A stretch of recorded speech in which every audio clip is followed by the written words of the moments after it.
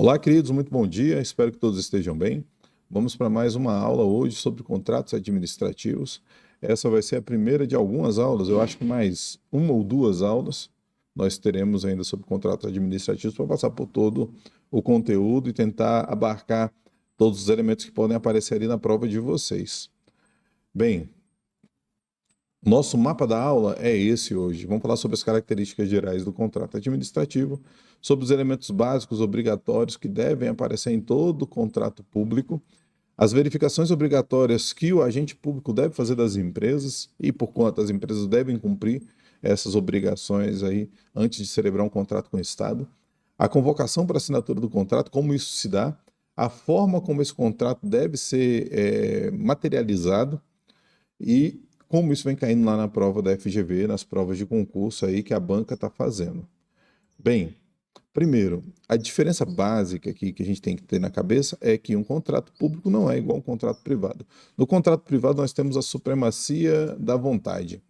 Aqui nós temos a supremacia do interesse público. A vontade ela está em segundo plano.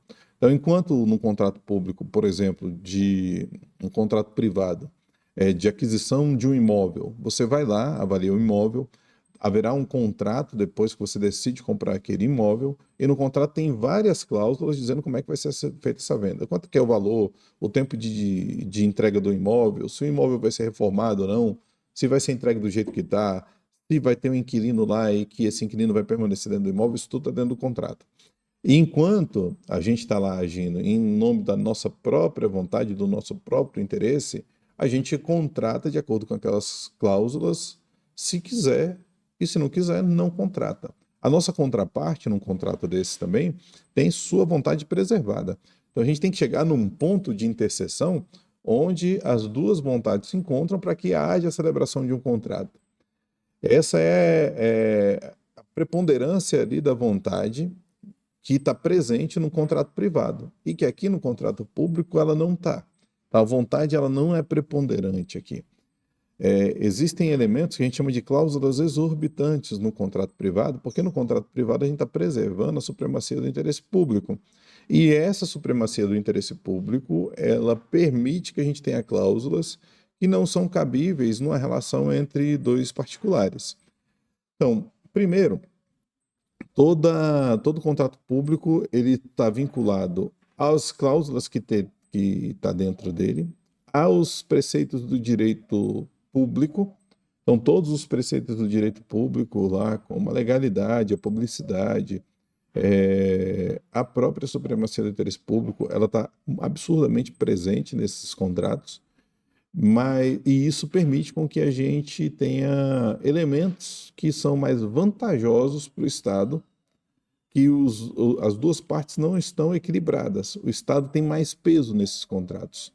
É, Também podemos utilizar, e também utilizamos, os preceitos de direito privado naqueles elementos que a gente não consegue suprir com os preceitos de direito público. E ele é de caráter complementar, ele é supletivo, ele não. E essa palavra é bom gravar porque ela aparece muito lá na prova da FGV, a gente vai ver. Ele aparece como um complemento às cláusulas do contrato, aparece como um complemento aos preceitos do direito público, e a gente se socorre no cotidiano da administração só quando a gente tem ali alguma avença que não foi resolvida ali, aclarada no contrato, em suas cláusulas, e não foi aclarada ali nos preceitos do direito público. Aí a gente vai lá nos preceitos de direito privado para poder complementar. Isso aparece lá na prova, então tem que ficar atento com isso. Bem, como já disse, esse contrato ele nasceu da sede de uma licitação pública, ou até de uma dispensa de licitação, mas ela nasceu de um outro ato que foi praticado e que todos aqueles elementos que estão incluídos naquele primeiro ato, ou no ato convocatório da licitação, no edital da licitação, ou até na publicação ali da dispensa, ou num chamamento público, esse contrato ele vai estar baseado, ele tem que estar vinculado ao que estava lá. Tal qual eu disse, quando a gente estava falando ainda do pregão, do processo licitatório, de que todos os atos praticados pelo pregoeiro estão vinculados ao edital, o contrato também está vinculado ali ao edital. Não pode afastar o que está lá no edital agora para o contrato, nem para menos, nem para mais. Outro elemento que aparece aqui agora é que durante o processo licitatório, quando a gente está fazendo lá o pregão, a gente classifica as empresas e há uma empresa vencedora. Aquela empresa vencedora, ela nos apresenta uma proposta. E na proposta tem vários elementos lá, o prazo de entrega, quais são as características do produto, que podem até ser superiores ao que estava previsto lá no edital. E essa proposta que a empresa apresenta, ela passa a vincular esse acordo entre o Estado e esse terceiro. Então, quando a gente vai traduzir isso no contrato, todos os elementos que estão lá na proposta da empresa também devem estar lá no contrato. Então, poxa, mas a empresa colocou lá que ia entregar um veículo com um pneu de qualidade superior ao pneu que estava previsto lá no edital. Agora, essa qualidade superior que não estava prevista lá no edital, ela vai fazer parte do contrato, porque a empresa propôs, e essa proposição da empresa, lá na época do pregão, passa a vincular a empresa e o Estado lá. O Estado não pode aceitar menos e a empresa não pode querer ofertar também menos. O princípio da legalidade sempre presente, aquele princípio que eu gosto de sempre frisar, o agir do administrador público na função pública é diferente do agir do particular. O particular, ele faz tudo que a lei, ele pode fazer tudo que a lei não o proíbe de fazer. Agora, o administrador público não, ele só faz aquilo que a lei permite que ele faça. Isso tem uma diferença abismal entre esses dois elementos. Então, aqui também está previsto no edital. O que o administrador pode botar lá no edital? Aquilo que a lei permite que ele coloque. Ele não pode colocar um elemento que saiu da cabeça dele, da vontade dele. E aí a gente traz aqui de novo o realce da vontade está um pouco afastada nesse contrato. Não é igual lá no contrato privado, onde a vontade é preponderante. A gente só contrata com outra pessoa se a gente quiser. Um contrato de fornecimento de um bem, de prestação de um serviço, só se a gente quiser. Um contrato de banda larga para a tua casa, você só contrata se você quiser. Tem lá, normalmente esses contratos de prestação de serviço de grande escala, eles são por adesão, né? A gente vai lá, lê o contrato, se concordar, assina. Se não concordar, não assina. Outros contratos menores, a gente não concorda com alguma das cláusulas, chama lá o particular, a nossa contraparte, poxa, isso aqui eu não concordo. Você concorda da gente reduzir, modificar isso aqui? Se a contraparte topar, beleza. Se não topar, não tem negócio, não tem contrato. Bacana? Aqui não, aqui é diferente. Essa vontade, ela não é preponderante. Aqui preponderante é a supremacia do interesse público. Diferença essencial. A vontade, lá no contrato privado, é o mais importante. A gente só contrata se quiser. Na administração pública, no contrato público, num contrato celebrado ali a partir da 14133, o importante é a supremacia do interesse público. É para isso que a gente está aqui como agente do Estado, para preservar a supremacia do interesse público. Esse direito que é coletivo, difuso, que é de todo mundo, e que a gente está ali só representando essa vontade, esse interesse. E segundo, é que a gente só pode fazer aquilo que a lei permite. Então a gente está bem amarrado ali ao princípio da legalidade. A gente não tem como se afastar do princípio da legalidade aqui no contrato público. Poxa, mas eu acredito que assim ficaria melhor para o Estado. Poderia ficar melhor para o Estado, mas se a lei não permite que você faça, não pode ser feito. Bem, elementos obrigatórios que todo contrato público deve ter. Está lá na lei e é obrigatório ter se não tiver um contrato inválido. Primeiro, o nome das partes, por óbvio, né? Então, eu tenho que ter lá quem é o órgão que está figurando naquele contrato público, e quem é que representa aquele órgão. Isso tem que estar lá, tem que estar expresso. Então, por exemplo, o órgão é a Câmara Legislativa do Estado de Goiás. Esse é o órgão que é uma das partes, representado pelo seu diretor, pelo seu presidente. Então, vai estar lá o nome do presidente do órgão. Segundo, quem é a empresa que está figurando ali no outro polo desse contrato. Então, está contratando com a empresa de fornecimento de energia. A gente tem um contrato público entre a Câmara Legislativa e a empresa de fornecimento de energia. Obviamente, esse contrato lá existe. Então, vai estar lá o nome da empresa concessionária de energia e vai estar lá o nome do representante da empresa que vai assinar lá em nome dessa empresa pública, ou talvez empresa privada, não sei como é que é lá no estado do Goiás, mas vai ter essa descrição, essa pessoa que vai celebrar o contrato em nome do órgão lá. Pô, uma licitação normal, uma licitação de compra de insumos para escritório lá de determinado órgão. Vai estar lá o órgão e o seu representante, seu presidente, seu diretor, seu chefe, ou o chefe do setor de compras, representando o órgão. E por outro lado vai estar lá o empresário, o dono daquela empresa lá, ou o representante, o procurador daquela empresa ali, assinando em nome da empresa. A finalidade do contrato sempre tem que estar lá. Este contrato aqui é para o fornecimento de automóveis para o determinado órgão. Esse contrato aqui é para a prestação do serviço de limpeza ou serviço de segurança de determinado órgão. Vai estar lá a finalidade. Obrigatório, tá? E cuidado que a FGV ela gosta de ser bem literal, ela traz todos esses elementos ali para você descrever se está certo ou se está errado. O ato que autoriza a lavratura do contrato, então tem que ter lá citado no contrato um ato que autoriza, normalmente um ato praticado por outro servidor público, pelo ordenador de despesa, falando assim, está autorizado a lavrar ali aquele contrato, então isso vai estar lá escrito. Ou então um ato do dirigente máximo do órgão, delegando para aquela determinada pessoa esse poder de contratar em nome do órgão e autorizando lavrar aquele contrato lá em nome do órgão. O número do processo de licitação ou da contratação direta, então tem que estar sempre ali estabelecido. Poxa, saiu de um processo licitatório, é aquele processo SEI, número tal lá, que foi feita a licitação e que foi vencida pela empresa Alfa. Então vai estar lá, tem que estar lá estabelecido, se não tiver esse contrato também fica inválido, se torna inválido. A sujeição dos dois contratantes, do Estado e da empresa, que está figurando ali no outro polo do contrato, as normas que estão lá na 14133 e as próprias cláusulas do contrato. Então esses elementos são os básicos que todo contrato público deve ter. Tem mais coisa, mas a gente vai ver numa outra aula. Vamos seguindo aqui. Verificações obrigatórias. Depois que a gente faz o processo licitatório e que o processo licitatório termina com aquele vencedor, às vezes leva um tempo entre a licitação e o momento de contratar. Essa diferença de tempo pode fazer com que a empresa deixe de estar habilitada. Porque lembra que lá no processo licitatório, a gente já viu a regularidade fiscal da empresa para poder adjudicar e homologar o objeto lá, aquela empresa.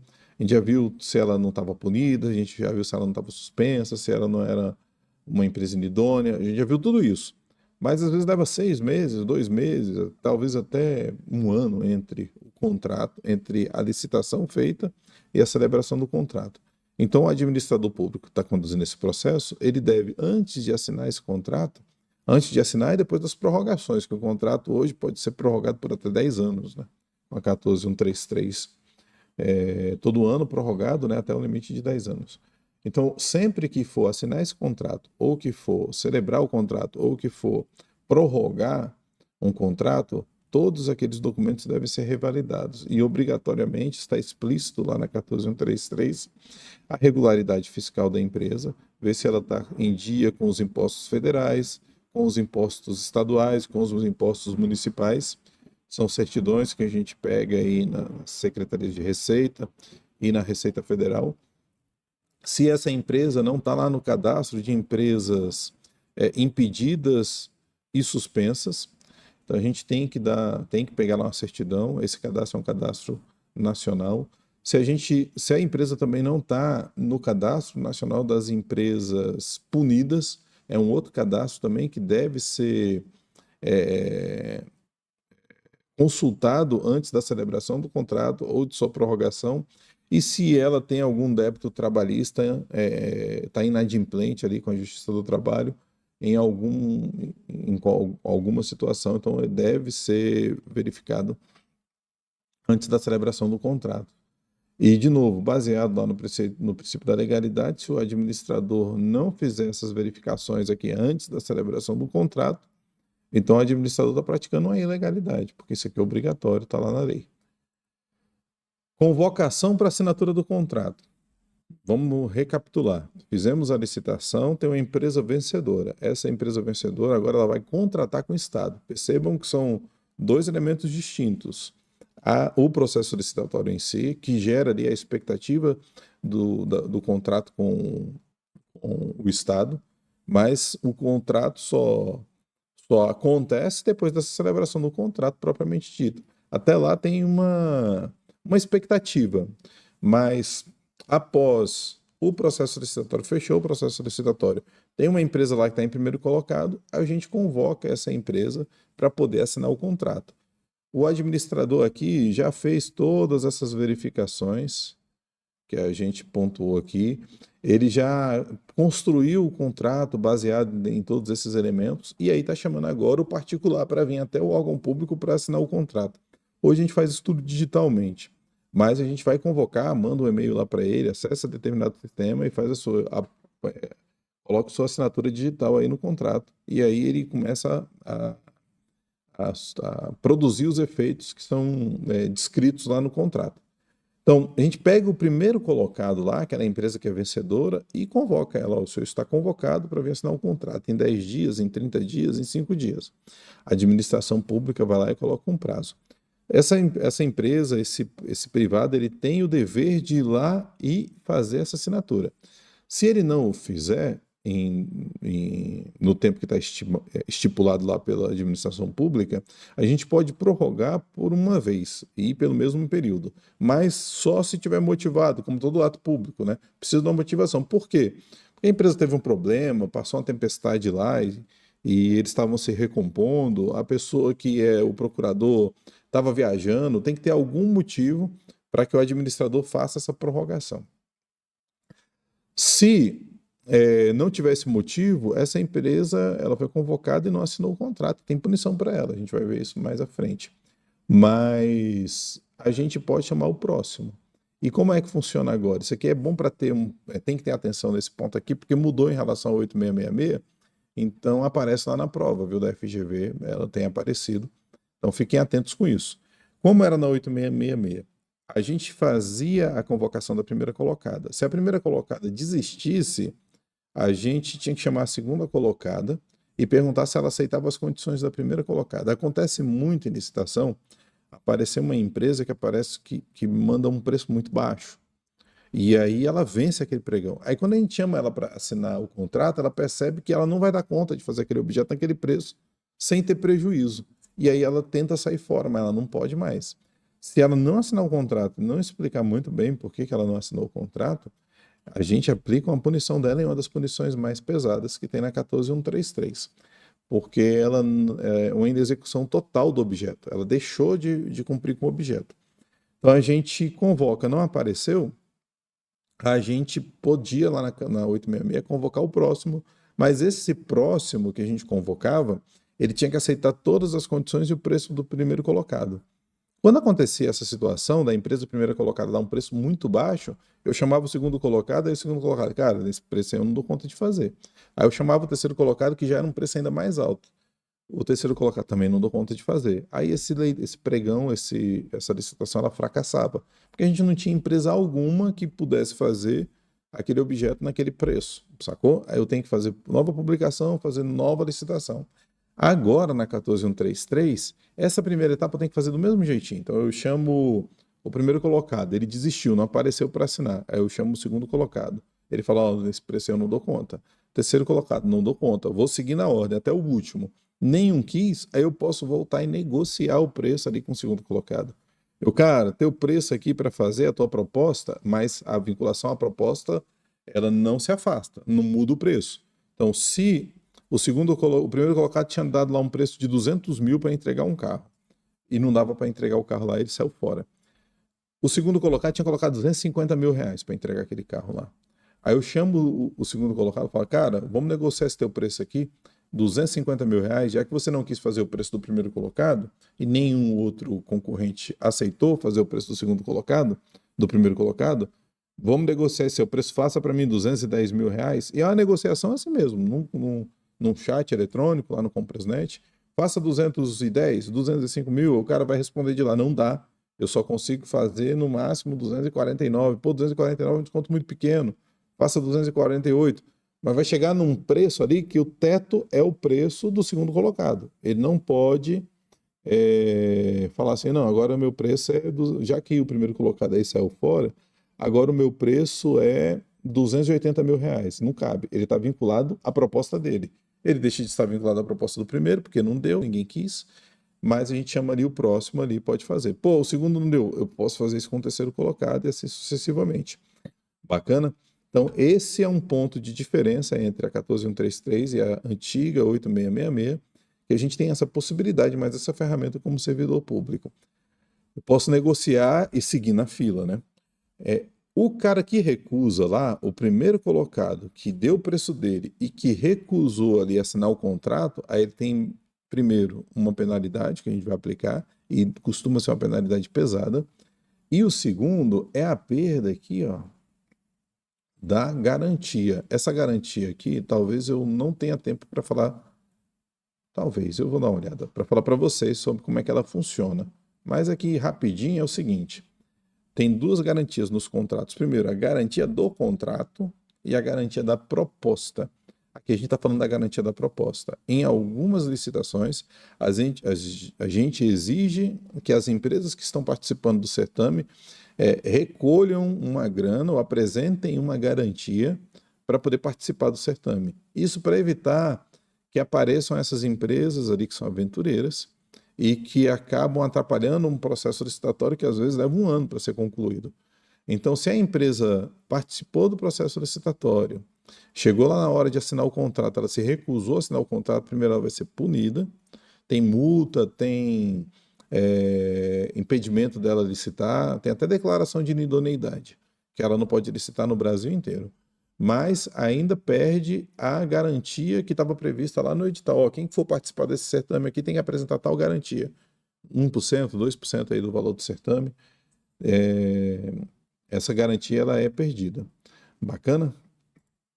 Bem, forma do contrato, que também aparece lá, e a FGV gosta de ser literal em alguns elementos, vocês vão ver que tem até uma questão que eu trago aqui para vocês, que fala disso aqui, mas que é bastante óbvia. Bem, primeiro, o contrato ele deve ser escrito. O contrato público ele deve ser escrito. Não existe contrato oral na administração pública.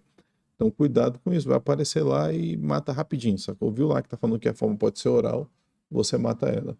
E seria escrito, não obrigatoriamente, é num papel, né? Pode ser um processo eletrônico ali, ele vai estar escrito e registrado num processo eletrônico. O contrato ele tem que ser, ele deve obrigatoriamente estar juntado lá no processo que originou esse contrato, lá no processo licitatório, um processo SEI. A maior parte dos estados brasileiros hoje, dos órgãos públicos, usam o SEI, né? Um sistema de documento eletrônico que é do governo brasileiro, em várias esferas. Então você vai juntar aquele contrato lá no processo SEI que originou ele. Ah, eu uso outro sistema, bota lá no outro sistema. Uso de papel, bota no processo de papel. Mas ele tem que estar lá. Tem que ser divulgado. O contrato não divulgado, ele não é válido. Então, terminou hoje onde a gente publica, lá no Portal Nacional das Compras Públicas. Celebrou o contrato, ele está lá publicado de todos os órgãos. Todos os contratos públicos estão lá divulgados lá. Os que estão válidos, que seguiram a lei, né? Os que não seguiram não são contratos válidos. Dá para resolver? Dá para resolver. Às vezes a pessoa, o servidor lá deixou de publicar, ou deu um problema na publicação, esqueceu de publicar. E aí ele vai lá, publica e sanou a pane, sanou o vício e segue a vida.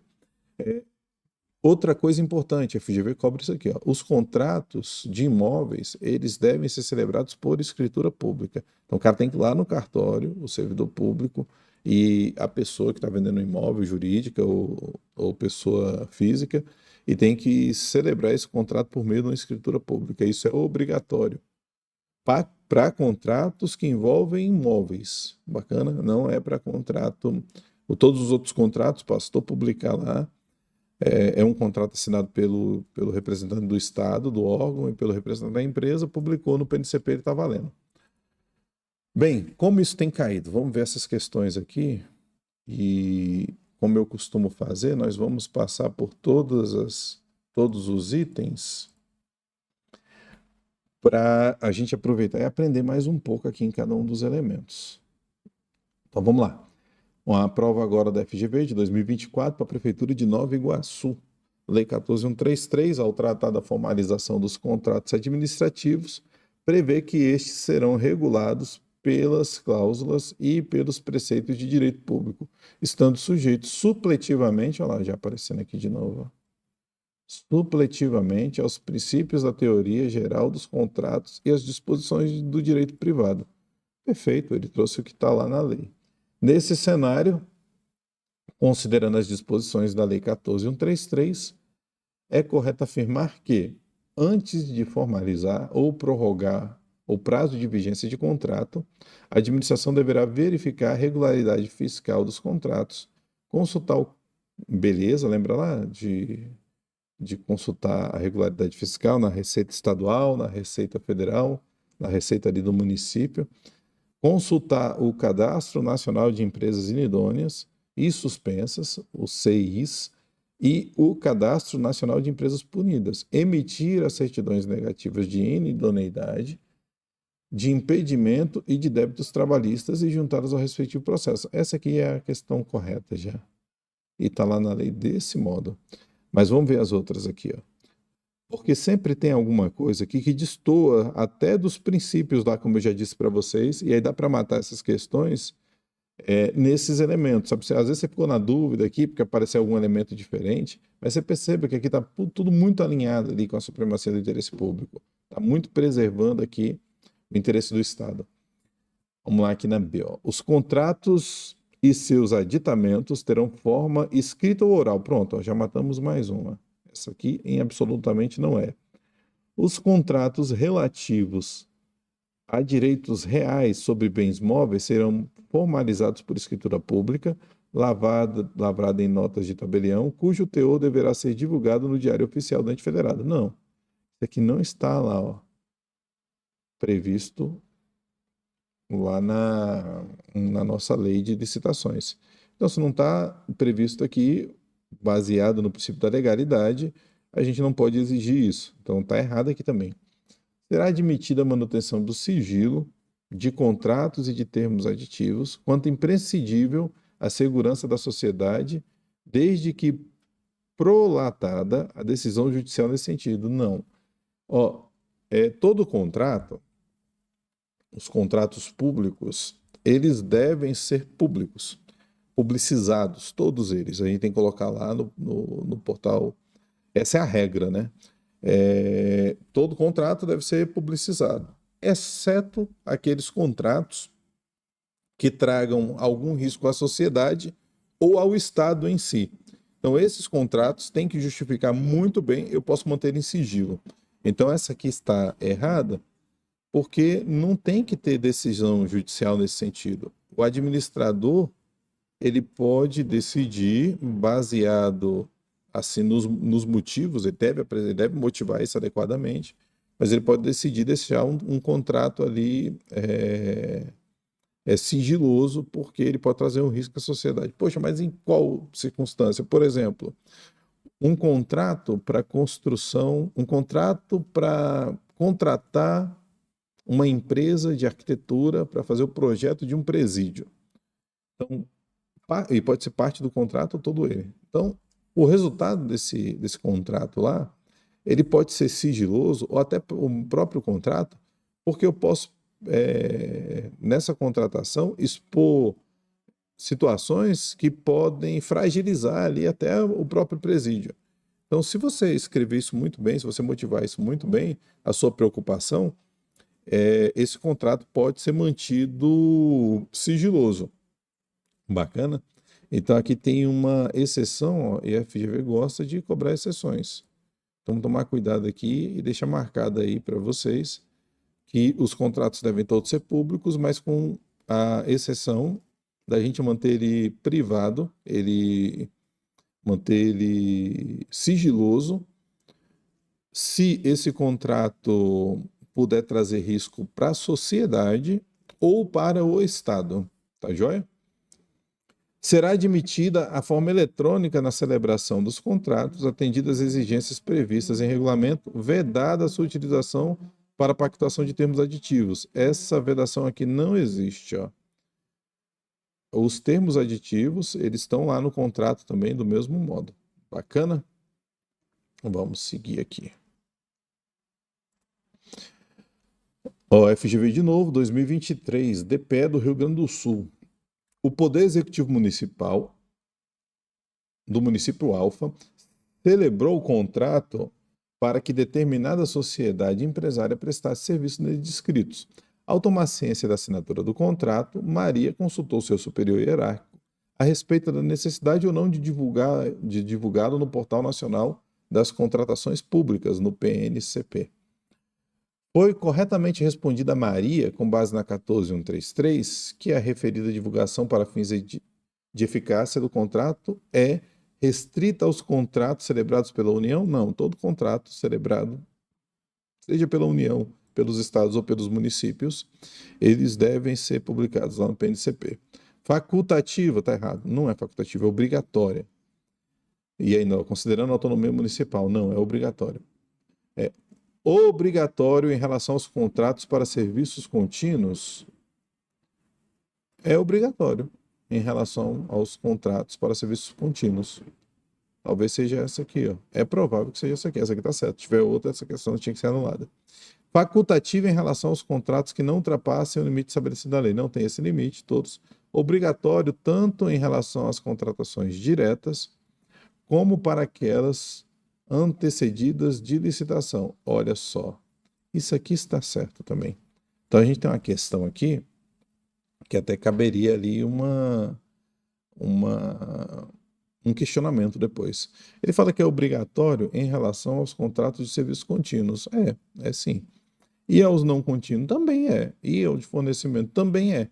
Só que ele não está dizendo aqui que é exclusivamente obrigatório para isso. Então, a questão aqui que caberia a gente questionar lá na frente. Tem duas questões, duas assertivas aqui que são verdadeiras. Bacana? Vamos para o próximo.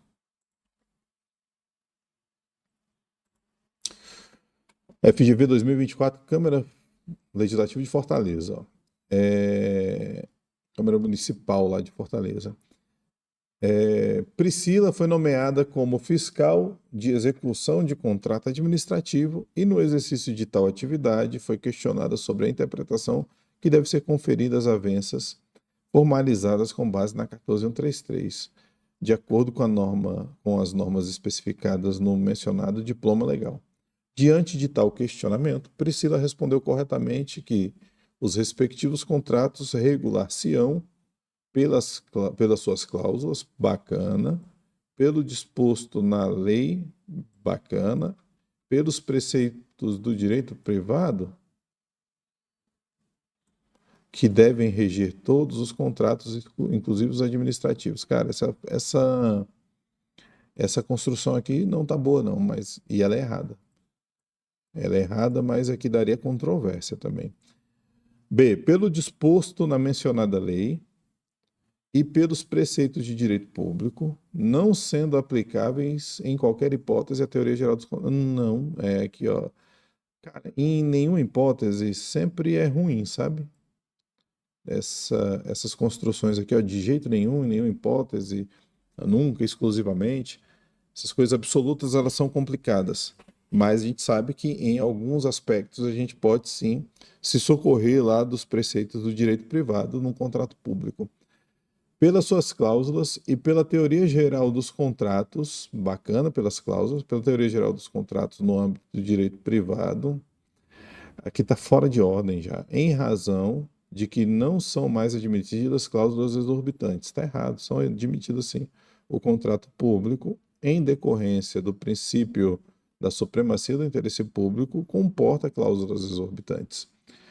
Pelas suas cláusulas e pelos preceitos de direito público, bacana, e a eles serão aplicados supletivamente, complementarmente, os princípios da teoria geral dos contratos e das disposições do direito privado. Perfeito, essa aqui está igualzinho, está lá na lei. Essa aqui é a correta. Pelos preceitos de direito público, a despeito das suas cláusulas, em decorrência do princípio da supremacia do interesse público. Olha só, a despeito, vamos ignorar as suas cláusulas? Não, não é a despeito. É uma redação aqui errada, né? Mas dá um verniz aqui de retidão, então tem que tomar cuidado aqui na leitura dele. É pelos preceitos do direito público e é em decorrência da supremacia do interesse público. mas não a despeito das cláusulas do contrato. Bacana? Vamos lá, ó. FGV 2025 TRT. De acordo com a Lei 14.133, após o resultado do processo de licitação, será facultada à administração, quando o convocado não assinar o termo contrato, ou não aceitar ou não retirar o instrumento equivalente no prazo e nas condições estabelecidas. Ah, esse aqui é legal, ó. Existem alguns contratos públicos, algumas licitações que a gente não celebra efetivamente um contrato. E é isso que ele está trazendo aqui para a gente. Quando é uma contratação, por exemplo, fornecimento de coisas simples, papel, caneta, coisa que o cara vai lá entregar e você paga e acabou, a gente não tem a necessidade de celebrar um contrato formal. A própria nota de empenho, ela serve como contrato. E aí, tudo que está lá no termo de referência acaba sendo vinculada a essa nota de empenho, porque coisa simples, a gente entrega, pagou, acabou, não precisa estabelecer várias cláusulas ali para que aquela execução seja feita de maneira clara e inequívoca. Então, a gente pode só emitir a nota de empenho, manda para a empresa e manda a empresa fornecer. É isso que ele está trazendo aqui. Convocar os licitantes remanescentes na ordem de classificação, bacana para celebrar o contrato nas condições propostas pelo licitante que venceu. Esse aqui, ó, é igualzinho, era lá na 8666. Então, podia convocar o primeiro na regra que no preço, nas condições ali do primeiro colocado, eu chamaria os subsequentes, né? Chamava o segundo, se o segundo topasse, fazia contato com ele, se não, chamava o terceiro, o quarto e assim sucessivamente. Em relação à hipótese de nenhum dos licitantes aceitar a contratação nos termos propostos, analise o que se afirma a seguir. Então, olha só. Aqui a gente já está entrando lá na 14.133 de novo. O cara chamou todos os contratados subsequentes e nenhum deles quis bancar as condições do primeiro ali que abandonou. Então eu posso negociar com os subsequentes agora, sacou? Que é essa novidade que a 14.133 traz, por isso que a FGV trouxe aqui, ó. E agora, no ano passado, 2025. Então, é provável que isso aqui apareça na prova de vocês, viu? Essas construções aqui nesse sentido. A administração poderá convocar os licitantes remanescentes para negociação. Poderá, na ordem de classificação com vistas à obtenção de preço melhor, mesmo que acima do preço do adjudicário. Certinho isso aqui, ó. Essa aqui está certinha, é exatamente aquilo. O adjudicário é o primeiro colocado lá, né? Para quem a gente adjudicou o objeto. A administração poderá adjudicar e celebrar contrato nas condições ofertadas pelos licitantes remanescentes, atendida a ordem de classificação, quando frustrada a negociação na melhor condição. Certinho também. Cara, tu negociou ali com o primeiro colocado, ele não baixou o preço, o segundo colocado ele não baixou, você pode fechar com ele. Não é um problema não. Bacana? A administração poderá anular o edital e suspender as intenções originais em relação ao objeto da licitação. Não pode.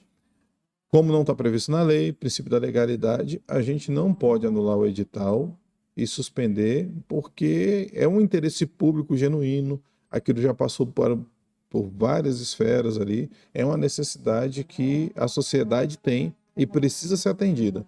Então, isso aqui não pode, essa aqui está errada aqui, não está previsto lá na lei, essa anulação de edital. A gente podia até o final, e no final ela dá uma licitação fracassada. Isso era possível, mas anular, a gente não pode anular. Não por esses motivos aqui. A anulação é sempre que tem uma ilegalidade, tem uma irretidão que foi percebida lá no processo. Mas aqui ele não está descrevendo nenhuma situação para anular o edital. Bem, resumo aí para vocês guardarem. Primeiro, o contrato é vinculado ao edital. Então guarde isso na cabeça.